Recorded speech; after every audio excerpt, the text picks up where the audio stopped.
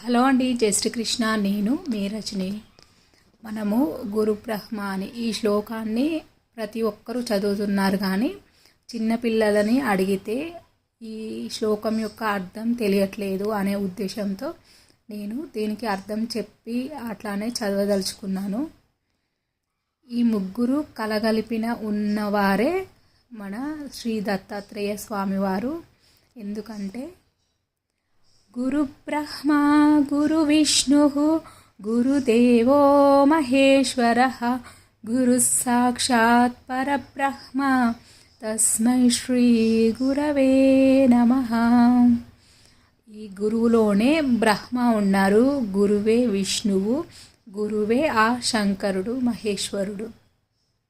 ఈ ముగ్గురు త్రిమూర్తులు కలిసి ఒకే మనిషిగా రూపొందుతారు, ఒకే దేవుడిగా అవతారం ఎత్తుతారు కదా. దత్తాత్రేయ స్వామి వారి ముఖ భాగం చూస్తున్నట్టయితే 3 తలలు ఉంటాయి. ఒక తల బ్రహ్మదేవుడు, ఒక తల విష్ణువు, ఒక తల ఆ శంకరుడు. కాబట్టి ఈ ముగ్గురు ఉన్నవారు దత్తాత్రేయ స్వామి. వారిని గురువుగా కూడా మనం సంబోధిస్తాం కదా. అందువల్ల ఆ దత్తాత్రేయ స్వామిని ఒక్కరిని పూజించిన మనం ఈ ముగ్గురిని పూజించిన ఫలితం వస్తుంది.